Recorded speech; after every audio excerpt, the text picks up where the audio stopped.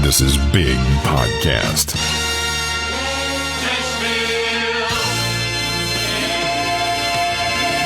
Build a Big Podcast, the marketing podcast for podcasters. David Hooper here with an episode that is not about marketing or growing an audience, but it is about podcast production. First, let me tell you what this is. It's KCRW's 24-hour radio race. It happens every year. This was the 9th year. And I'm going to read what I saw that grabbed my attention, and this is what I signed up for. It says, calling all radio and podcast makers. Mark your calendars. Whether you're a pro or a newbie, there is a place for you at KCRW's 24-hour radio race. On Saturday, November 13th, the race will begin, and it's this simple. The task, you make a nonfiction radio story of 4 minutes or less. On Saturday, November 13th at 10 a.m. Pacific, we will give you a theme to base your audio piece on. You spend the next 24 hours solo or with a team, brainstorming, interviewing, recording, producing, and editing your piece. On Sunday, November 14th, by 10 a.m. Pacific, that's 24 hours later, you submit it to us. Then hold on tight, where our team of pro ears listens and picks our faves. Winners will be heard on KCRW. Also, check out our other great prizes. Here are the requirements. This is what they were looking for. Reflect the theme you were given at 10 a.m. Pacific on November 13th. It needs to be nonfiction and based on real events. It needs to be produced, recorded, and edited within 24 hours of the race. It needs to be 4 minutes or less. Anything over 4 minutes will be disqualified. There's no minimum time requirement. So it's 4:01. You're done, man. But if you could get it done in 10 seconds, I thought about that. What could I do very quickly that would get attention? And didn't work out like that. I think I was at 3:55 at the end. Include the following credits at the end. And this needed to be within the time that you were given. This piece was produced by, then you named your team name as part of KCRW's 24-hour radio race. This must be included in your 4 minutes total running time. As I mentioned, it had to be received by 10 a.m. Pacific, 10:01 a.m., you're disqualified. Needed to be uploaded and submitted via a SoundCloud link. So I had to get a SoundCloud account, upload it, and just send them a link to SoundCloud. Easy for me. Most podcasters would know how to do that. Being FCC compliant is not a requirement to participate or win, but we would need to edit or bleep anything on air that falls outside of FCC guidelines. Consider how that might affect the flow of your piece should you win on-air broadcast. Side note, that is something that I brought over on my podcast from doing radio. You'll never hear me say an expletive on here or any of the other podcasts that I do. As far as I know, none of the ones that I've produced, everything gets bleeped out, and I try not to do it at all. I'm not an expert on this. I'm going to tell you my experience. This is actually the first finished piece like this that I've ever done. And it's something that I wanted to do for a while, and I've worked on things a little bit, but never finished anything. So I thought, well, this is going to be fantastic. This is a way for me to jump in. I'll get a team together. We've only got 24 hours to do it. There's a hard deadline, and there's actually rules that we have to follow. So I'll have everything laid out in front of me. In 24 hours, I'll be done. I'll have something nice for my reel. It didn't quite work out like that. I'll tell you that story here in a minute. I signed up, Friday afternoon. Contest starts on Saturday. I wasn't sure that I was going to do it. I've been so busy writing a new book, but it was grating on me. I was like, I need to do this. I reached out to a friend of mine who's a great engineer. Said, hey man, I got this thing coming up. Didn't hear back from him. So I was on my own as far as that goes. I've got another friend of mine that I wanted to work with. She works at the local NPR affiliate. She's produced some great stuff. I've been looking for a chance to work with her and learn from her. When it comes to this stuff, she knew what she was doing, and I was going to use her really kind of rest on. And she said, man, that sounds great, but I just started this new project. I'm completely exhausted. I really can't commit to the entire weekend because I know how much work this is. So I said, all right. And then she told me, but if you want to give me a call, you get stuck on something, feel free to reach out, call, text, send me a script. Let me hear your rough drafts. I'm happy to help you out on it. At that point, I was really looking at myself. Do you want this? This is all on you. So I said, all right, I'm going to go for it. Paid the money, signed up. The next day at 10 a.m. Pacific, which is noon my time, I get this email. It says, the theme you've all been waiting for. Good morning, radio racers. The day is here, and we are so excited. Keep us posted on your journey via social by using hashtag Radio Race and tagging at KCRW. Don't forget, there's an award that goes to the team with the most compelling social engagement throughout the race.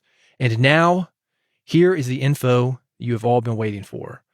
The theme, Won't You Be My Neighbor? And Mr. Rogers, right? Bonus element to be announced. You'll receive that at 5 p.m. Pacific, which is 7 hours later. Check your email then. Then it tells you again how to submit. 7 hours later, I was well into this. Got this email. Good evening, radio racers. We hope you're having a blast. Here's your bonus element if you choose to add it. It's not a must, but you'll get some extra cred. Incorporate a door knocking sound. And that makes sense, right? Won't you be my neighbor? Guess you could go next door, knock on a door, throw a mic in somebody's face. You could do it. I'll explain to you what I did. Let me explain why I'm doing this episode first. I'm going to go a little bit deeper with it than I thought I would originally. My original plan was, and this sort of fits into what I'm getting ready to talk about, is that I'm always looking for a story. I'm always thinking about episodes. And I thought about it. And I've got a friend of mine, Rick Roberts. I'll talk about him here in a second too. He's a stand-up comic. He talked about doing a joke on stage. He said, well, if it doesn't work out, you've got a great story. So I thought to myself, well, okay, I'm going to try this thing. I'm all alone. Didn't hear from my engineer friend, my NPR buddy. I can call her, but look, when that ship sails, she's at the docks waving to me, and I'm on that ship alone. So I thought, well, that'll be a pretty interesting story. And if I can't get it done in the 24 hours, whatever. No big deal. Nobody has to know that I joined this. During that time, as I mentioned, there's the hashtag radio race, and I'm going through it. I was probably, 6 or 7 hours in. I thought, I'm going to go to that hashtag radio race. I'm going to see what these other people are doing. And I started connecting with other people. And that was kind of cool because they would show you photos of where they were, the studios they were working on, a lot of people doing their own music. They would talk about the topics that they were doing. A lot of teams. I didn't see anybody doing anything solo until later. There definitely were some solo people, and I'll talk about one of those guys here in a second. And then the nerves kick in. Like, oh boy, these guys have their professional equipment out there. This is going to be really good. They got their Pro Tools sessions up. I'm sitting editing on Audacity. I'm in trouble, man. Anyway, everybody was very nice. I ended up posting my link. After it was all over, people were asking me questions about what I had done. I'm asking them questions about what they had done. So it was kind of a cool camaraderie. And I'm going to go in deeper with some thoughts on the creative elements of this. I'm going to give a quick disclaimer. I kind of hinted at this. This is not the kind of project that I normally do, and I'm certainly not an expert. There's a million ways up the hill.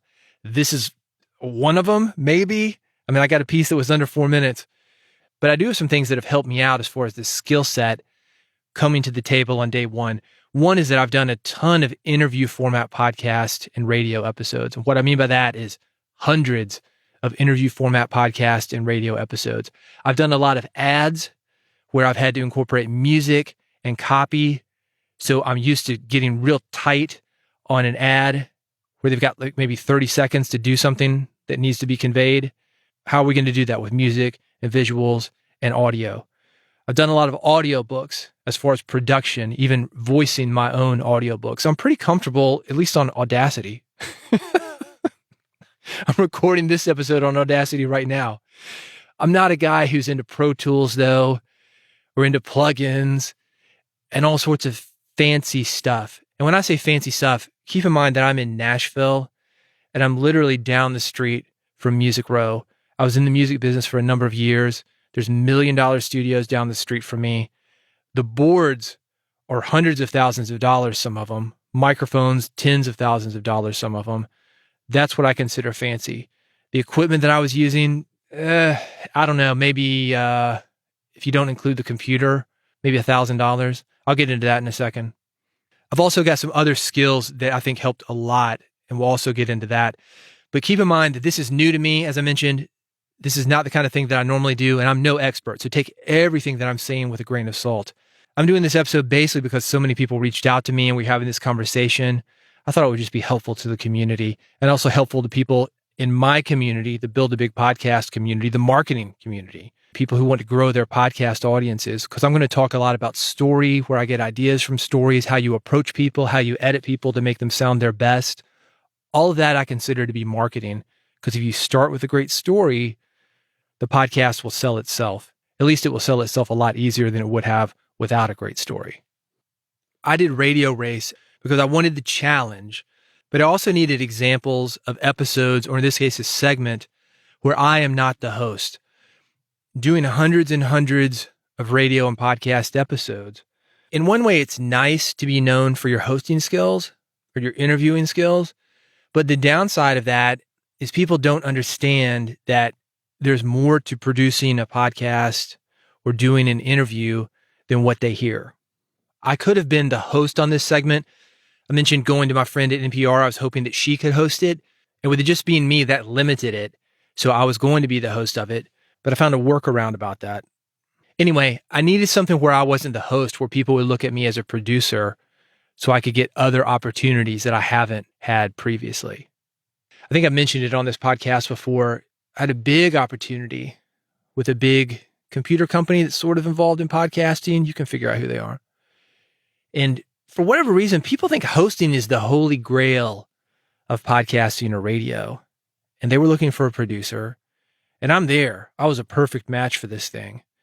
But she sees all the stuff that I've done as a host. And she says, we've already got a host. We don't need another host. It's like, lady, I'm not trying to be the host. I'm trying to work with my production skills here. And it was unfortunate that, that's one of the things you were, like typecast, if you will. We know you as a host, but we've never seen you push the faders or whatever producers do. I found that out this weekend. We're going to talk more about it. I'm going to go deeper into this once you hear this segment. I'm going to play it for you right now. It's under 4 minutes long. This is the same tape that I submitted, but it does have 2 slight changes, which I will explain to you why I made those changes. That's actually part of the story, except for those 2 little changes. And I think I just took 2 words out, honestly. That's the only change, but I want to be forthright and say that this isn't the exact same edit that I did submit. Almost, not a huge change, just a couple words. And this is called The Walk. Our whole reason to be here is to cultivate a kinder world where everyone has a neighborhood to rely on. We think that's both good for the world and we think it's great for business. Do you know what they think of me on Nextdoor? I walked to the front of my porch. I could not get past the steps. I couldn't get off. There was a force field. In my mind, I thought that I wouldn't survive a walk. I would be arrested or killed because someone thought that I was in the wrong place looking for trouble. The fear was such a tangible fear. As a black man in a white neighborhood, I could not push past the idea of being a hashtag. I ended up going on a walk with my mother. I had to have my mom walk with me the next day. And when I got home, I wrote a post in response to that walk. The voice of God literally said, post it on Nextdoor. And I said, I'm afraid to walk in my neighborhood. The fear of not returning home is crippling. I really didn't even think anything about the post. It was a one and done. I was done. I go to bed. There were at least 150 comments when I woke up the next morning. My neighbors were saying, oh my God, I'm sorry. I'm sorry you're feeling like this. Can I come walk with you? I want to walk with you. I'll walk with you anytime. And I'm slightly annoyed, actually. Well, if you want to walk with us, we'll be here tomorrow. We met at the cafe restaurant. When me and my mom pulled up at this walk, there's 75 people in this parking lot. There's a music teacher who I'd been in a community choir with. There was my English teacher from high school. My first boss was there. And then countless neighbors are standing there. And I'm like, who the heck are y'all? And I panicked. I walk down to the corner. We snap a picture. We turn around. We walk back. Same Nextdoor post. Can we do this again? We're sorry we missed it. Can we walk with you? And so we said we'll do it again same time next week. My story is viral. He was afraid of walking around his own neighborhood, but never imagined what would come next. He said he was afraid to walk alone. It's just incredible. Sean Dramagul says he is eager to bring neighbors together. Sean joins us now from Nashville. Sean, you say that walk was a dream come true. One step at a time. Sean Dramagul is a longtime resident of his Nashville neighborhood known as 12 South. I got emails from around the country. This is my neighborhood. Thank you for saying it. It's my neighborhood too. It's my neighborhood too. It's my neighborhood too. I get a call from People Magazine. I had told People Magazine that everyone could come to my house for the next walk. In the article, my address is actually published. There are literally 500-600 people standing on my street. From one corner down 4 blocks, you see nothing but people shoulder to shoulder deep. That neighborhood where I was afraid to walk off my front porch embraced me.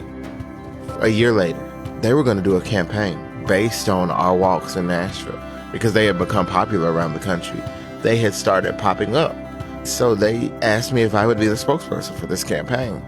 Nextdoor is listed under the ticker KIND at the New York Stock Exchange, and they invited me. And we got to go to the floor of the stock exchange and ring the bell when Nextdoor went on the ticker and stand on the floor. And it was so surreal to me because this is about getting to know your neighbors.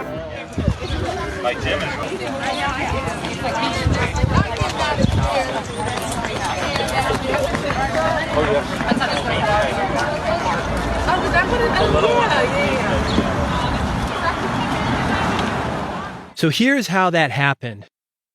10 a.m. Pacific, I get the brief. It's "Won't you be my neighbor?" And the first thing I needed to think about was, what am I going to talk about? And I was thinking, well, I don't want to be the host. I could have done it on my own, but I'm looking for something where I'm not the host. So I thought about guest selection. As I mentioned, I've done a lot of interviews over the years. And in general, I think that it helps to know a lot of people when you want to do any kind of interview or you want to have any kind of specific story. I know people who know people, and I know people. So I know both. And that put me in a really great position. And it was even better for me in that I'm established locally, and I've also got friends in radio and podcasting. So if I needed to go outside of my area, and I was looking at some options to go outside of the area, I had people that I could connect to via Clean Feed. I had people that I could connect to down the street. I had people that I could connect to online, offline. I had all sorts of people available to me. In some ways, I think that glosses over how I got to know all those people. So let me tell you exactly why I think that that is.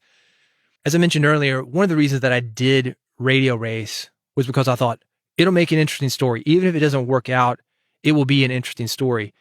And I'm thinking like that all the time. I'm thinking, what will make an interesting story for my newsletter or for my book or for radio, or for the podcast that I do? So I've always got my feelers up, not necessarily for somebody to interview, but as something that I could use as an example. Add that to the fact that just in general, I'm very, very curious about people. I'll give you a couple examples. My wife is a photographer. We've got a photography studio in our house. So there are people coming in and out all the time. And I've always been interested in people who do non-traditional work, people like podcasters or photographers or the makeup artists that we have coming over here, jewelry designers, clothing designers, models, whoever's here. If they're in my house, I'm interested in them because most of the time they're doing non-traditional work. And there's always a story that each of them have. I didn't think about this until just now, but this is actually a perfect example of this, in that you've got a model that comes to the house, and my wife's job is to photograph her, and you see one dimension of her. She's a pretty face, good cheekbones, great skin, whatever. You don't really know who she is, and everybody is like that. And I think that everybody has a story behind them. And I'll give you an example from one of these models. A model comes in, she's a little bit shorter than average. She's 5'7". She told me this story, and this is fascinating. She'd just gotten back from Asia. She goes over to South Korea. She goes over to Japan. And she is considered tall in those markets. So this lady is huge in Asia. Nobody knows who she is here. I mean, she's doing okay. She's working, right? But she's not a supermodel. She's not Victoria's Secret or Revlon. She's just a working model. But she goes over to South Korea. She goes over to Japan. She's considered tall. So when they're pairing her up with the guys over there, she's as tall as they are. Fascinating, right? That's a story. And what is her life like? And how does she do time zones? And what does she do to keep healthy? And, you know, there's so many places that you can go. And I think when you run into people, you can say, oh, you know, she's here because she's hot. But it's not that. She's here because she's a hard worker. She's here because she hops on planes and goes back and forth and works really hard. And she's treating it like a business. So consider that with everybody that you meet. You see one part of them, but there's always something deeper, something that enables them to do what they do. What is that? What is it that makes them special, makes them stand out from everybody else? that's coming through your life. I've got a dog and I walk the dog a lot. I talk to people on the street or just wave. I try to be a friendly guy, right? Try to be an asset to the community. And this is a funny related story because this is actually how I got connected with Sean, the guy that I interviewed on this segment. I walk by his house all the time, and he's got this fake dog in the window. Honestly, I thought it was like a dead dog that had been taxidermied or something, and it's looking out. My dog thinks it's a real dog, and my dog is whimpering. Every time. My dog thinks there's a real dog looking at him out the window. I had heard the story of Sean about a year ago. That's when this whole thing started. He posted this message to Nextdoor. Like a lot of people I'm on Nextdoor, boom, the thing blows up. That cafe he mentioned, it's a few hundred feet from my house. And I thought to myself, that's a story. I reached out to him. I said, hey, I work in radio. I do podcasts. I don't do this kind of thing, but I've got friends of mine at NPR, and I think they would be really interested in talking to you. Would you be up for talking to them? And he said, yeah, definitely. I'm trying to get the word out. Great. So I reached out to 3 people at NPR. Pass. Yeah, we'll consider it. Yeah, I'll write it down. They had other projects they were working on, right? Anyway, I've kept in touch with Sean. He always checks in with me. Hey, man, how's it going? I said, man, I'm going to make this story happen for you. So when I saw this, won't you be my neighbor? I thought, this is going to be perfect. Send him the text. Hey, man, I've got this opportunity. I need to get this done today. Because tracking the interview, that had to be done that day so I could start editing it. He said, great. I'm off work at 2. Can you meet me? So within 2 hours of getting the brief, and about 90 minutes after that first contact with him, I'm there at his house. I've got my kit. He's telling me his story. And that house, it's the house with the fake dog that's overlooking the street. I said, man, you're never going to believe this. But I actually walk by this house all the time, and my dog whimpers every time he comes by. And we had this fun rapport, you know? And that kind of trust of knowing that somebody is in the trenches with you, or they're an insider, they're from the neighborhood in this case, and you've built that rapport previously through text or through phone when you meet somebody for the first time, that is unbelievably helpful for getting somebody to get right to the big story that you were looking for. Because a lot of times I've found, and this is hundreds of interviews, especially when I'm interviewing what we'll call celebrities. I've got a show called Music Business Radio, the broadcast show. We talk about the music industry. And I'll have these musicians come in, and I say musicians, but like rock stars, right? And they're always on guard. They think I'm going to make them look bad, or there's a publicist there. And they're real people, and there's something real underneath the facade, underneath the clothing and the stage lights and the smoke and mirrors. And I'm trying to get to that. But they got all these people that have maybe made them look bad in the past, or they're not trusting, or they're tired, or they don't know me from the next guy. You want to break down those barriers as quickly as possible. And that's something that I've found has been super helpful to me, to have an inside connection, or to have something that's completely outside of what you want to talk about. I remember having a guest come in one time. She was into dogs. Like I said, I'm walking my dog all the time. I found out she was into rescue dogs. We started talking about that. Hey, I heard you're into rescue dogs. What kind of dogs do you have? She tells me, oh yeah, I got what I call a Tennessee tricolor. I think he's a German Shepherd and a Labrador mix. We talk about that, and then it's in. And a couple days later, my producer, he calls me and goes, man, you're never going to believe this. She said that was the best interview she's ever done. I said, well, let's credit the dog. Just being human, having a one-on-one human connection, not trying to get something from somebody or use them in a bad way. Just let them tell their story. That's an important part of this too. Anyway, NPR passed this thing up 3 times. I've been talking to Sean for about a year at this point. I said, here's my opportunity. Are you available? He said, yes. Within 90 minutes of contacting him, I'm on his front porch, the very porch where this whole thing started. I've got my kit, which I'm going to go through in just a second. We're rolling tape. He's telling me everything. So about that story in the focus, as I mentioned, I knew the basic story already. I'm in the neighborhood, so much so that I'm even walking past this guy's house all the time without even knowing it. I was on Nextdoor when his initial post happened. I saw the television coverage, and I've tried to help him out with getting more publicity for it. That part of the story I knew. What I didn't know is what had just happened the previous week, except from a still photograph on Facebook, which is I see this dude at the New York Stock Exchange, and they're ringing the bell for Nextdoor. I said, oh man, this is crazy. And not only that, we didn't even talk about this. This didn't make that 4-minute segment that I had. He had photos of himself in Times Square on a billboard. Crazy, right? He's a spokesman for this new campaign. I didn't know anything about that. And that's definitely one of the places that I wanted to go. I thought, isn't it ironic that this whole thing started on Nextdoor, and here we are a year or so later, and the latest thing is on Nextdoor. And then we've got that creamy middle in the middle, the nougat of him doing all these walks, furthering the cause. It's become a movement. So I kind of had it laid out in my head before I went over there, but I didn't have all the details. A pretty easy choice for me as far as picking this guy. I actually had a few stories that I talked to Tasha about. Tasha, my friend from NPR, said, I've got these stories that I can go through. And she's used to doing anything from these multi-episode documentaries to these 3-minute segments. And she said, no, that's a bigger story. That's a bigger story. This one, like you're telling me, it sounds like you could do that in 4 minutes. So she helped me out with that. Regarding the format and how I structured everything, I mentioned this earlier that a lot of people think that I'm just a DJ or a host.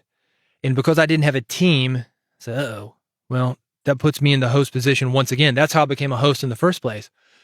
But I'd listened to this episode of a podcast called How Sound. That's How, Southern accent, How Sound by Transom.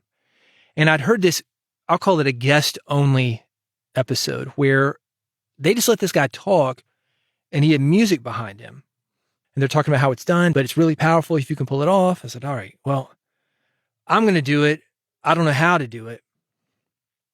Here's what I ended up doing. I'm talking to Sean. I took 28 minutes to do the interview, which I thought was pretty fast. It's still a lot to cut to get it down to 4 minutes. But again, knowing the story, the front, the middle, the end, that's what I needed to get on tape. We go 28 minutes. I call it Tasha, my friend at NPR. She told me a couple of things that were helpful. She said this: one, segment the story into acts, which I'd sort of already done without even thinking about it. Guy scared in his own neighborhood, posts a letter to Nextdoor, starts doing walks. The community gets behind him. Nextdoor comes around. They want to make an example out of him for everybody else to follow. Those were the acts. So she said, segment the story into acts. That's going to help you get everything organized. That's going to help you with pacing. That's going to help you know where you need to go next, know when you've got too much of a story. Make sure you can get it all into 4 minutes.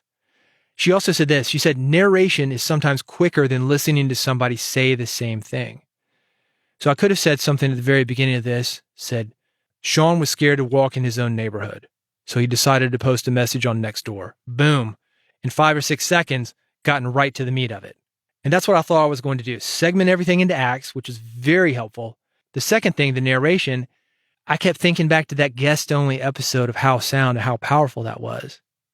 And I thought about this tape of Sean that I had gotten. He's got this great deep voice and he's super passionate about it. And obviously I'm passionate about it, but it's a different thing. And that was kind of the irony of the story. Something I haven't mentioned is I actually grew up in the same neighborhood that Sean did. And I came back here and we live in the same neighborhood now. This is a black dude who grew up in a black neighborhood that's now a white neighborhood. I'm a guy 20 years earlier, white guy, grew up in a black neighborhood that's now a white neighborhood. I was the only white kid in my group of friends. So I've got a similar perspective, but it's different. And certainly how things are affecting him now is completely different from how things are affecting me now. And there's a story there. And that's one of the things I had to say, wait a minute. I only got 4 minutes here. I don't want to take away from what he's doing. That's one of the things I had to hold myself back on when I was interviewing him.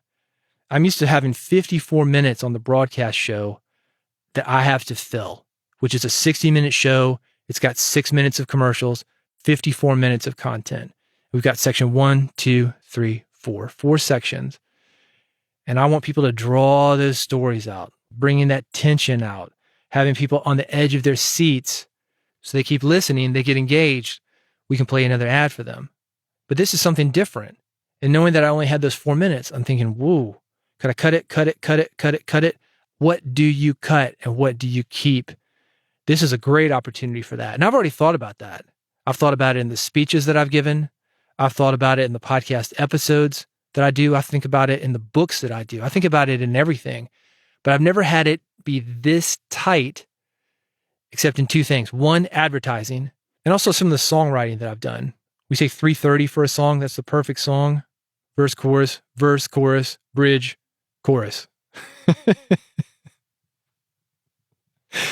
3 minutes and 30 seconds. The shorter the song, the more likely you are to get radio airplay. Same with this, I suppose.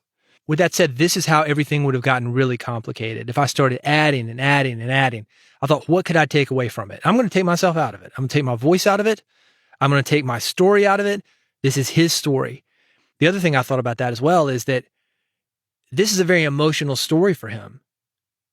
Like I said, we grew up in the same neighborhood and lived just down the street from each other. What I didn't want to do is get in there and explain for this guy. He can explain it himself. He doesn't need me to explain it. I don't want to be that white guy.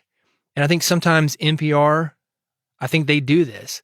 I think that they'll bring a narrator in and they'll take a guy that they don't think he's that great at radio and they'll try to explain it to the masses. What Sean was really trying to say was he was scared. Was he really trying to say that? I wanted the challenge of letting him say it himself. I'm going to get into the very specific editing here in a second, what I decided to keep and what I decided to leave in. Before I do that, I'm trying to be linear about this. Let me explain to you how I got him on tape, the equipment that I used. The equipment that I've got for this, probably $1,000 worth of stuff, and here's how it breaks down. I've got a Zoom F6 field recorder, and the reason that I have that, it's really overkill for what I need, except for one thing. There's something on there called 32-bit float. That's just the rate that it records at. As far as I know, there's just a couple of remote recorders that do that. There's the Mix Pre 3 and the Zoom F6. Pick one. They're somewhat interchangeable. I think the Zoom is better on batteries. I just plug it in most of the time. The reason 32-bit float is important is that you don't have to worry with your levels so much. There's so much data coming in that if your levels are low, you can boost the good signal, the signal that you want, his voice in this case, so much that it's not going to raise the noise floor. You're not going to get a static. Or if he starts clipping because he's too loud or we're in a loud space, you got so much data. The super nerd engineers that figured out how to clean up the audio, and I'll explain that in a second, they can take the good data from his voice, get the whole thing leveled out. It's more or less worry-free recording. I feel that it's the future of recording. That's what a friend of mine said to me when I was thinking about getting this. I said, I'm thinking about trying to get a 32-bit float recorder. Previously, my field recorder was a Zoom H4, which is okay, but, you know, you only get one chance to get a recording.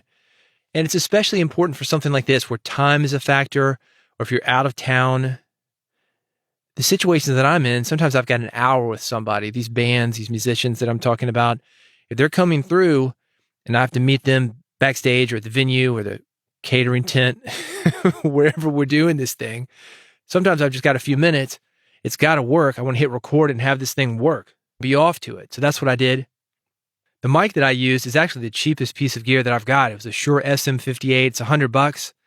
If you're not familiar with that mic, it's basically the one that's in every single club in America, really worldwide. It's the most popular mic ever. Because of that, and this is a side note, make sure if you purchase this, you get it from an authorized dealer. Amazon, Sweetwater, Guitar Center. I purchased a fake SM58. It looked just like the real one. Had I not had the real one next to me, I would have thought, whoa, this is weird. There were just a couple of differences. One of them was the date and the case was different. Everything else, unless you cracked the thing open and had somebody look at it, down to the wires, it looked like the real deal. And it would be very hard for the average person, especially if you had a real one next to you, but maybe even if you did have a real one next to you, to know that it was fake. The issue that you're going to face there is back to that thing about the 32-bit float. You've got one chance to get a recording. You want to get it the best that you can, spend money on the mic. It's $100. You don't save that much money by getting a knockoff, maybe $20. So SM58 for that. It's a rock solid mic. It's got great noise rejection. That's why I used it. Just to get a little bit technical, Shure actually came up with a cardioid pattern. If you've seen movies like Back to the Future, where there's that rock and roll scene with Michael J. Fox and Chuck Berry, there's feedback, right? They're old school mics and they could never get the volume up loud because there's feedback. It's coming from the speakers into the mic and it feeds back. Anyway, there's a good rejection with the cardioid pattern. Shure invented it. And I knew that if I was going to be on the street, and in my neighborhood, it's a gentrifying area. So if somebody comes in, starts blasting, or a boop, boop, boop, truck comes by, whatever. If I was going to do an outdoor interview, which I'm doing more and more of because of COVID, I needed that rejection. The software that I use, it's good, but it's not perfect. With that said, let's talk about software. I use Audacity to record podcasts in my studio. This episode, recorded into Audacity, edited on Audacity. In between those things, what I do is I will clean it up in a program called Izotope RX. For the Sean interview, I recorded directly into the Zoom F6 field recorder. It records to an SD card. I took it into RX9, cleaned it up, started editing in Audacity. That's when I brought the music in. That's when I had the clips. That clip at the very beginning, she's at the stock market. That's actually the boss of Nextdoor that day, and she's in a live interview. Had to clean that up. That goes in RX, and that gets cleaned up because that had noise behind it. There's 3 versions of RX. There's one called Elements, which is about $30. It's always on sale. Wait for it to be around $30 if you're going to get it. That's going to get a declick, not a mouth declick, just a regular declick. It's made for records, vinyl records. It would take those kind of clicks out, but it also works in your mouth. If you want a specific mouth declick, the next grade up, there's RX Standard. I use RX9 Advanced, which just came out, and it has something called Dialogue Isolate. That was very important for getting Sean's dialogue, the interview, and cleaning it up. Like I said, I'm on his porch. I've got a good mic. I've got a great recorder. The mic has rejection, but there are cars going by. There's people walking by. There's outside noises. And I wanted to really emphasize his voice. With something like this, because we're talking about the neighborhood and we're talking about him stepping off his porch, you could have those background sounds. But my philosophy, and there have been studies that back this up, is that when you sound good and you sound authoritative, people pay more attention to you. When there's less distraction, people are paying more attention to you. When I'm interviewing somebody and I'm putting their message out, I want that message to be heard. I only work on stuff that I really believe in the message. This segment with Sean, no exception. In fact, it's arguably more important than the normal stuff that I do, talking about the music industry, talking about marketing, some of the interview podcasts that I've done. I had a few other things that RX9 did for me. If you're interested, reach out to me, bigpodcast.com. I can send you the batch processing. I've got an EQ. It takes out some of the low rumbles, like maybe if a truck goes by. I talked about the declick. There's a mouth declick. There's some different stuff that RX can do. It's certainly worth it if you're doing a lot of interviews, a lot of dialogue work. There's a great community around it. So if you have questions about how people are doing audiobooks or how people are doing podcasts, you can learn a lot about dialogue, how to make it sound great in RX by looking at YouTube videos. That's the first thing that I did is I wanted to clean up the audio. The next thing that I needed to do is I wanted to put the story together. I knew I wanted to take myself completely out of it. So I wanted something that was going to stand alone and made sense from front to back with just his dialogue. I've had lessons in comedy writing. I've done a little bit of stand-up, a little bit of comedy writing. I was working with a guy named Rick Roberts. He's got a great podcast called School of Laughs.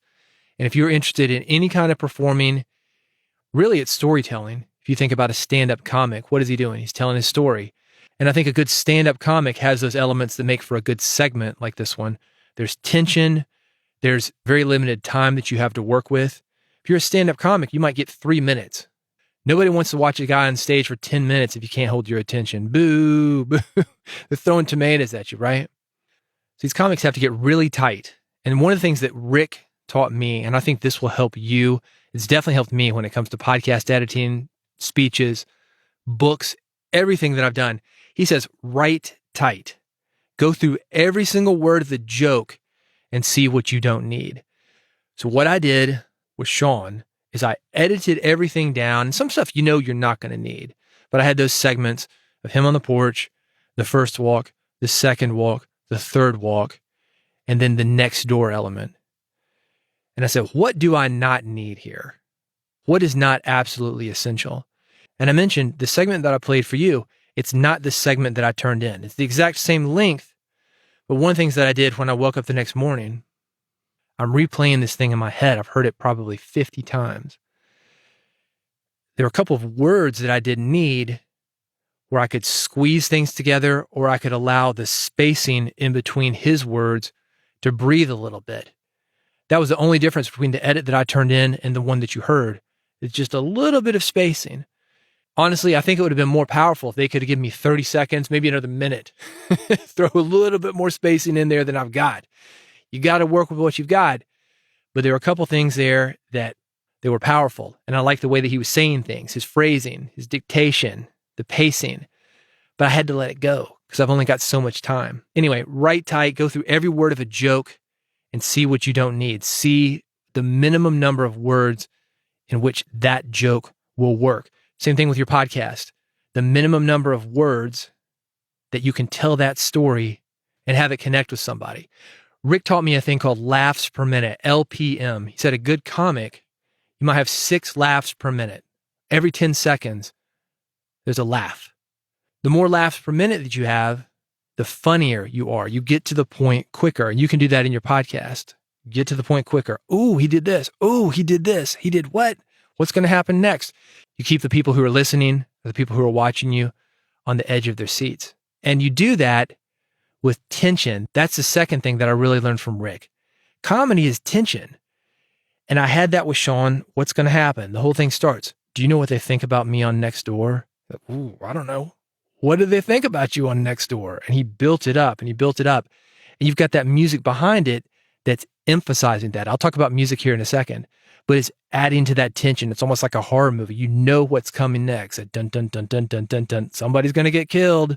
Or are they? We don't know what's going to happen, but something is going to happen.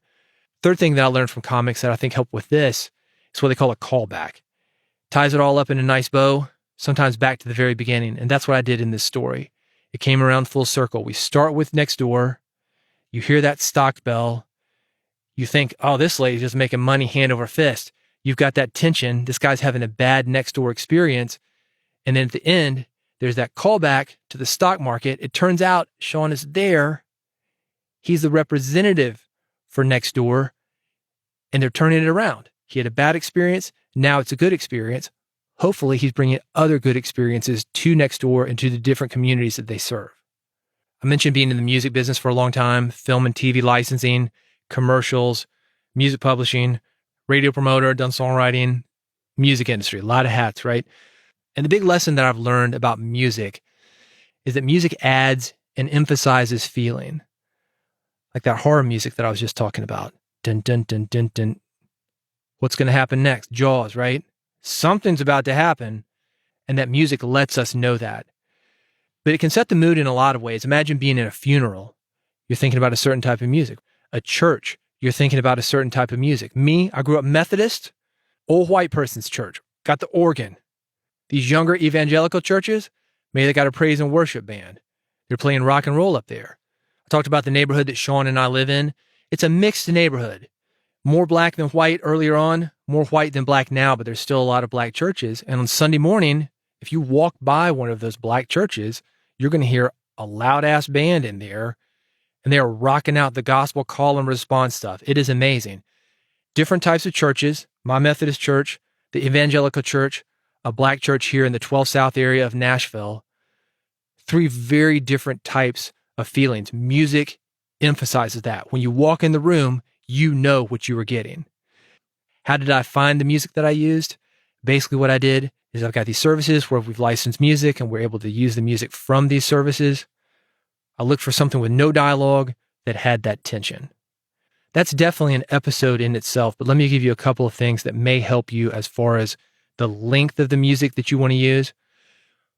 I have the ability, maybe it's just because of being a musician for so long, I can edit the music to match the length that I need most of the time. And I'm looking for that kind of music, something that's really easy. It's got a simple beat.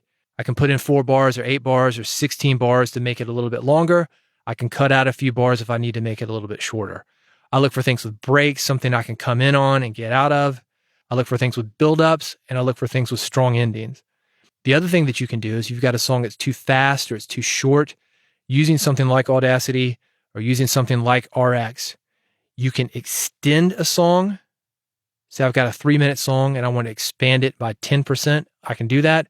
You can make it so it messes with the pitch, so it's a little bit darker or gloomier. You can make it faster. You can make it slower. There are a lot of things that you can do with music. The music doesn't have to be perfect. Something that I noticed when I looked at the Radio Race hashtag was that there were a lot of people that were doing their own music. And that's fascinating. That adds to the complexity, but you get what you want if you're somewhat skillful and you know what you want enough to be able to perform it, record it, make it for yourself. I'm in Music City, USA. We got people who can do that here. Not my skill set. My skill set coming from film and TV licensing, I'm looking at songs that already exist. What can we use for this ad campaign? What can we use for this documentary? What can we use for this romance scene? And that's what I think about when I hear music. You can go on something like Audio Jungle or Audio or even the YouTube free library. And I'll go on there sometimes when I get a free minute or two, just feel like taking a break. And I'll listen to the tracks that have come in and I'll put them into groups. I'll start something. I said, this is a slow song. This is a romantic song.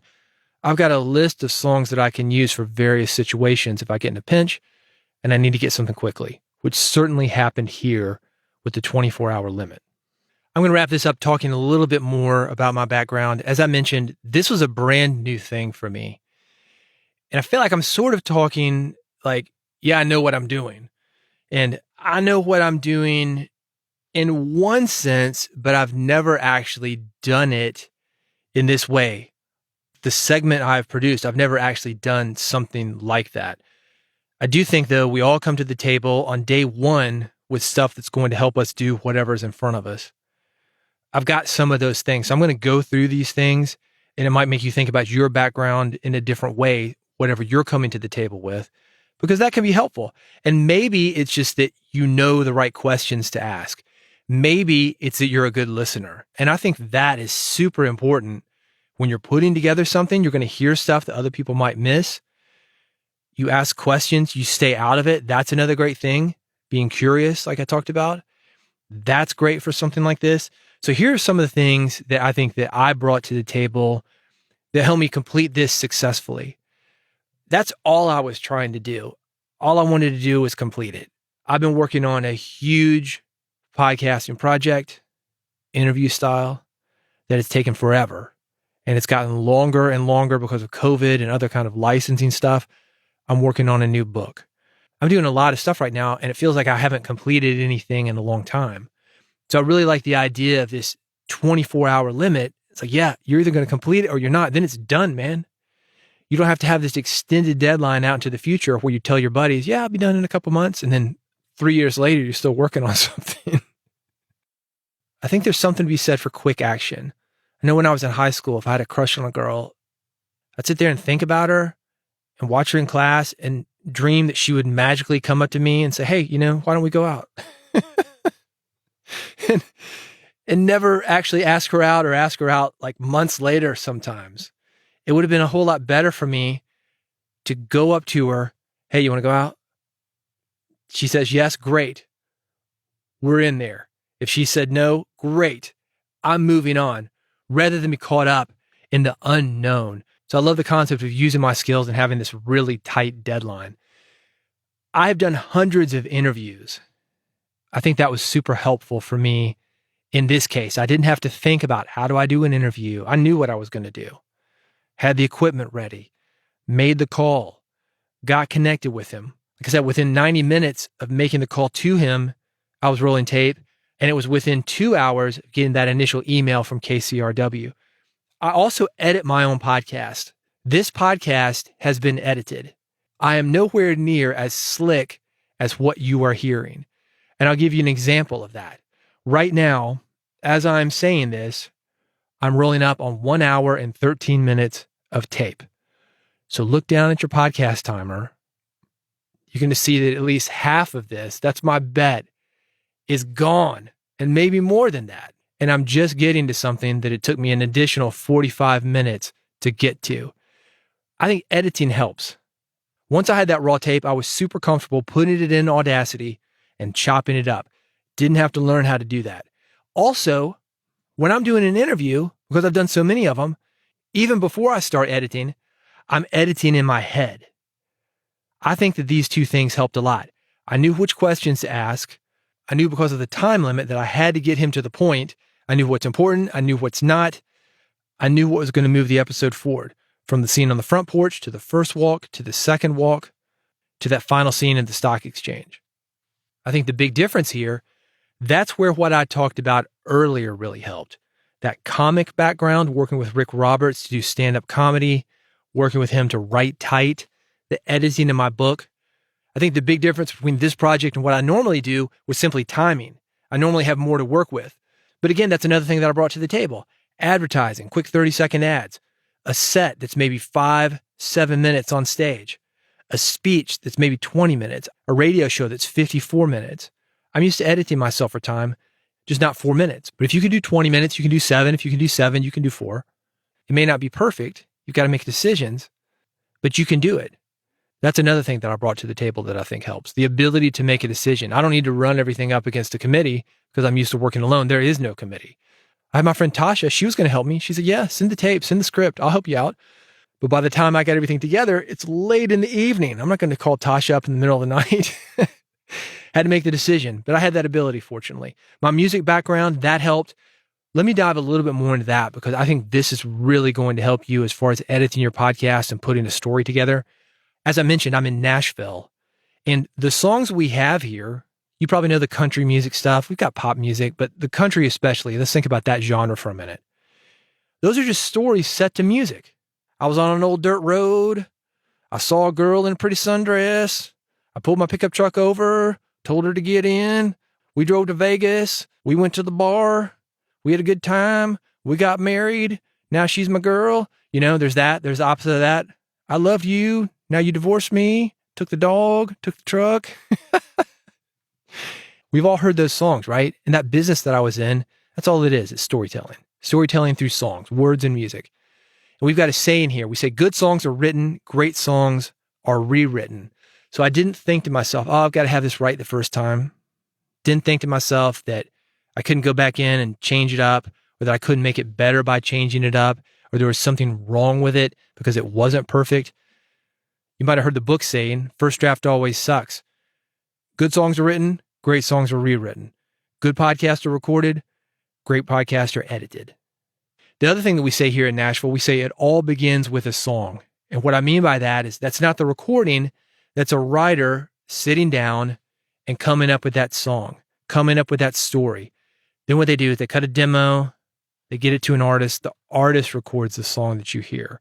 But it all begins with that song. That song is a story that the artist communicates. And the very best songs, the ones that are the biggest hits, those are the ones that you see yourself in. What I tried to do with this story is to have a guy, he's overwhelmed. He's afraid to leave. He's afraid something bad is going to happen. We've all been there, right? He had to call his mother for assistance. We've been there. We want that older, more experienced person to help us. I wanted that with this project. That's why I called my friend Tasha, called my engineering buddy. They were there to help me, but in my mind, it was really to let me know that it was going to be okay. I wanted them to work with me to help me get through something that I thought was going to be difficult. So I'm no different than Sean. You've got something where you're no different than Sean either. Music is just rhythm and melody. And it's that space between notes that makes the notes that you do play stand out. I've got that same philosophy with words. Pacing is huge. I'm not a master of it by any means. But if you take a statement like his first statement, do you know what they think of me on Nextdoor? That pause in between that and what he said next is as powerful as any words that you could put in because it lets that message sink in. Do you know what they think of me on Nextdoor? I mentioned my writing background. I've written several books, a couple of them good. One of them about podcasting, by the way. And if you're interested in that, bigpodcast.com/book has that. If you want to hear me talk more, there's an audiobook version that you can get for free on Audible. It's called Big Podcast. That book is 93,000 words. I wrote about 120,000 words in the first draft. So like its name, Big Podcast, it's a big book. It was a bigger book though, and you've got to find out what's important. That helped me with this segment. It helps me with all the episodes that I do. I've been talking about the hashtag radio race, the Twitter conversations that I've had with people who went through this with me. and also the email conversations I've had since this event happened. It's been really great to meet other people who are in the trenches with me. I like that there are a lot of guys that are in my situation, radio hosts. They've done a different type of radio, audiobook production, and they're trying to get into a different form of audio, storytelling, this NPR style. I'll give you an example. I met a guy named Shrikant. He's from India. He did a story on housing that I thought was very interesting because he took San Francisco and the housing situation there and showed how it compared to the housing situation in India. And I thought that was a cool concept. Anyway, I've been going back and forth with him. He was formerly on FM radio. As he said, he was a shock jock. And this is in India. This is one of his first English productions, he told me, that he's done. I hope to have him on this podcast to talk more about his experience and have some of the other people who went through Radio Race with me, because it really was a good experience. It's just cool to see producers jumping in, having fun with it, because this really should be fun, right? It reminds me of the days of college radio back in the 90s, going into a station, and this is before we had home recording like we do. Podcasting didn't exist. We're recording to carts. If we're going to edit anything, we've got a grease pencil, we're marking up a magnetic tape, we're chopping it up with a razor blade, and then splicing the thing back together. It reminded me of that attitude back when radio was really cool, and it's still cool. We just have to look at ourselves and bring that energy every time we show up to record something. He sent me a few questions in our last email exchange. I'm going to answer these here just to wrap this up in a nice bow, but I'm going to have more of these. If you're interested, bigpodcast.com/subscribe. That is the URL to go to. You will see this podcast right there. It's called Build a Big Podcast. It's black and white. Let me give you another way to get this. This is even easier.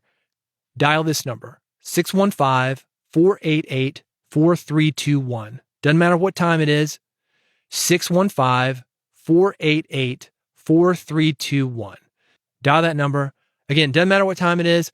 I'm not going to answer it, but I'm going to hit you up with a text back. It'll take you directly to that bigpodcast.com/subscribe. You can subscribe with whatever podcast player you're using and get more from me. Not always like this, sometimes maybe, but a lot of times marketing, how to grow an audience, how to connect with people, how to make money with your podcast. If you're interested in that, bigpodcast.com/subscribe. Here are the questions that Shrikant sent me. He said, how many other ideas did you discard and why? I had a few ideas. Like anybody, I didn't know what the brief was going to be, what the topic was, but I'd started thinking, okay, I could do something like this, or I could do something like this. When somebody gives me a challenge, my brain starts going in there. And I knew I had 4 minutes to work with and say, who could I interview? What would I want this to be like? I talked to my friend Tasha at NPR before I settled on the episode with Sean. That's the reason that I didn't contact him for 30 minutes until after I had that brief. And I was going through the episodes with her. And she said, yeah, I think that's more of a 7-minute piece. And I think this one could be multiple episodes. And that's maybe a little bit too complicated for this. And those projects, they will be coming soon. I'm going to do more of these. I had a lot of fun. I'm going to figure out what I did wrong, what I can do better, and how I can do it more efficiently and effectively. I would say I had about 4 people in mind that I could do interviews with. I reached out to 2 other people and said, hey, if you're going to be around, I've got an opportunity, but I need to do this today. Let me know. And then I hit Sean. He's the 3rd guy that I went with and just took off with him. Said to the other guys, I'm going to have to get you later. Although I did actually record something that night. It was about a 2-hour interview with a woman out of New England that will eventually become something. So I don't know that I discarded it. I just added more to the back burner. But yeah, I'm always thinking of ideas. And like I said at the very beginning of this very long episode, I meet somebody and I think that could be a good story. Even Shrikant, I'm thinking, what's it like to be a shock jock in India? I didn't even know that was a thing. I thought that was a very American thing, but the world is big. And I think it's that 5'7" white girl in Asia who's a famous model over there. It's like, wow, let's show some of these stories and show the connectivity of the world and how big the world is. So I'm already thinking, Shrikant, I'm going to get you on here and we're going to talk about your production, but then we're going to talk about your FM radio shock jock experiences. How much tape did you collect for this piece? Was it in a single session or multiple? So the way the tape worked with this, I contacted Sean. Like I said, I was over there within a couple hours of getting the brief. I've got 28 minutes of raw tape.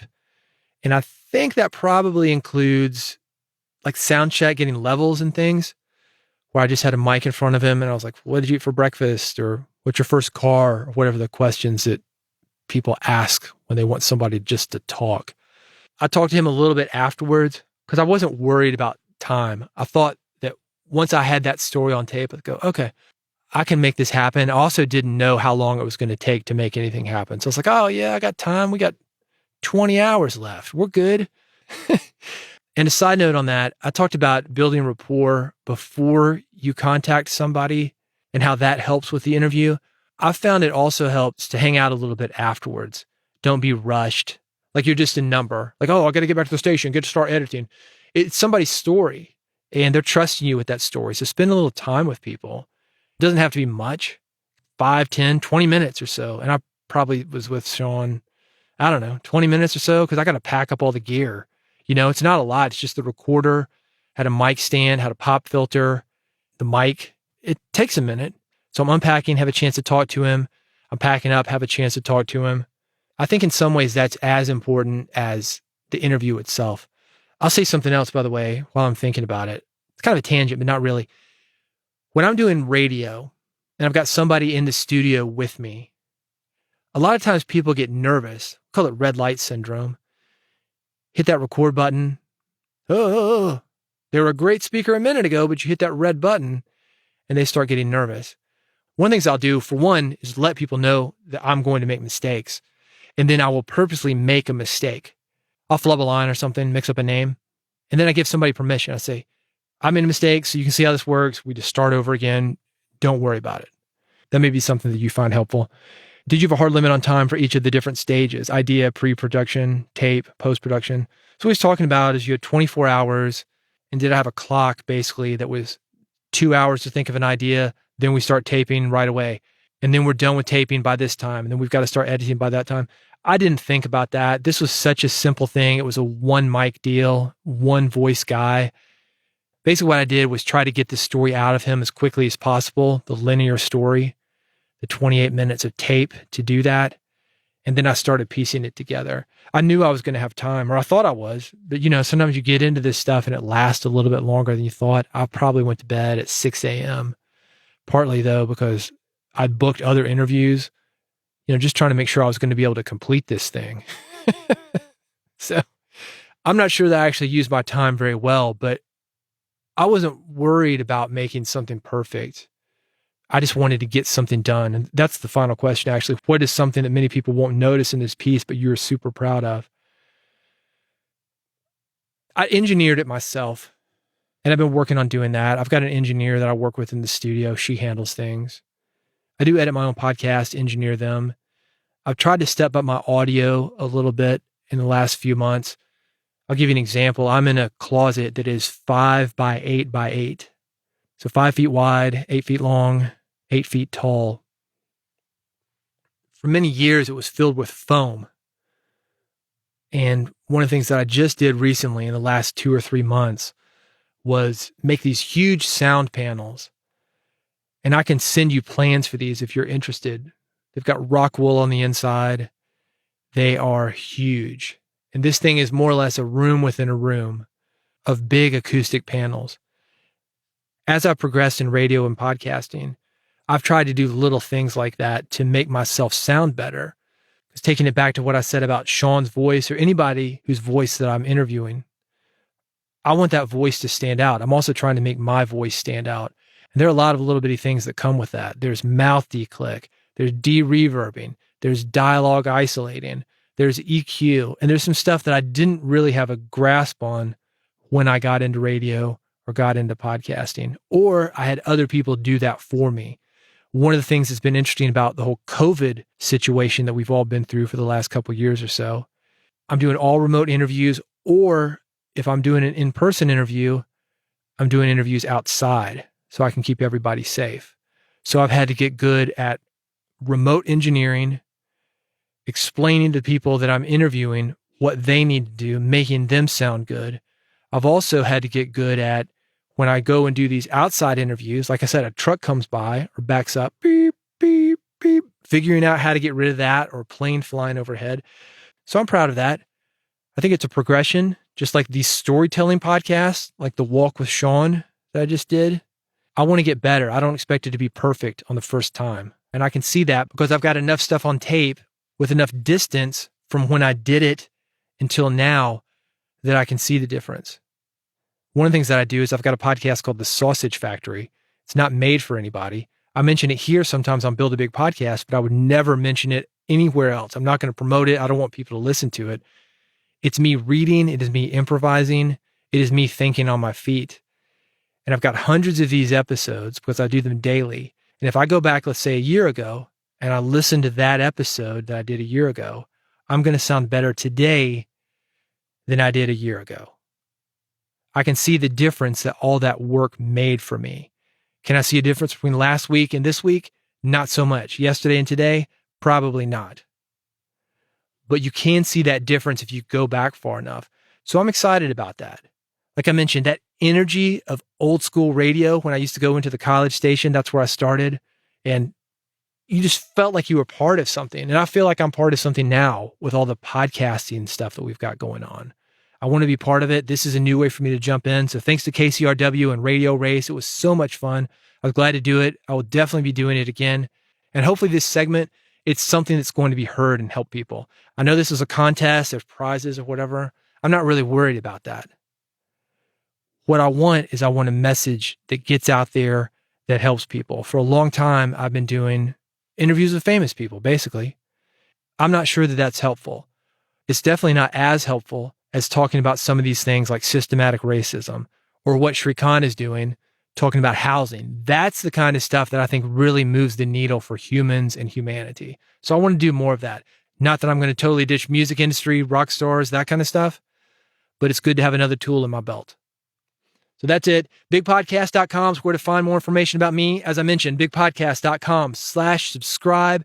Thanks for sticking this out with me. Man, this was a long one, but I'm glad you're here. If you want more information on me, bigpodcast.com, and hopefully I will see you on the next episode of Build a Big Podcast.